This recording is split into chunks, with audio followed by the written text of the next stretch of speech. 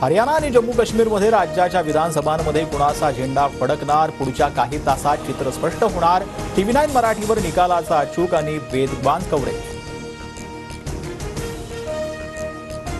हरियाणात भाजपची हॅट्रिक की काँग्रेसचं कमबॅक, जम्मू काश्मीरच्या खोऱ्यात कुणाचा आवाज घुमणार, लोकसभा निकालानंतरच्या पहिल्याच विधानसभा निकालाकडे साऱ्या देशाचं लक्ष।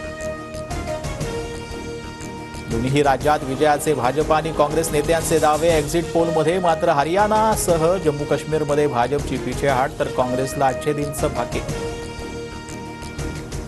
येत्या काळात मला मदत करा, बारामतीचा चेहरा मोहरा बदलण्याचं काम मी करणार, अजित पवार यांचे निवडणूक लढण्याचे संकेत।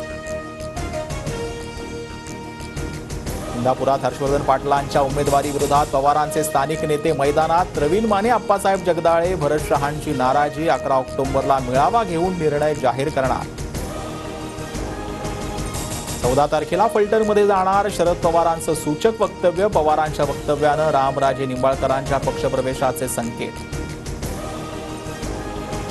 रामराजे निंबाळकरांनी मुंबईला येण्याबाबत फोनवर सांगितलं, उद्या रामराजेंसोबत मी चर्चा करणार, उपमुख्यमंत्री अजित पवारांची माहिती। नरहरी झिरवाळांचा मुलगा गोकुळ झिरवाळ शरद पवारांच्या भेटीला, दिंडोरी विधानसभा मतदारसंघातून इच्छुक, तर गोकुळ कुठेही जाणार नाही, अजून शर्यत लागायची आहे, नरहरी झिरवाळांचं स्पष्टीकरण। पारनेरमध्ये साहेब देतील तो उमेदवार निवडून आणणार, राणी लंके विधानसभा निवडणूक लढणार का, या प्रश्नावर खासदार निलेश लंकेंचं उत्तर।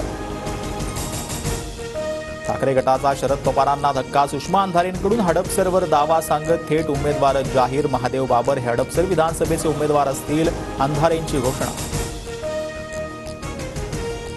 जागा वाटप झालेलं नसताना घोषणेचा अधिकार कुणी दिला, शरद पवार गटाचे पुणे अध्यक्ष प्रशांत जगतापांचा सवाल, मवियात मिठाचा खडा पडणार याची काळजी घेण्याचंही आवाहन।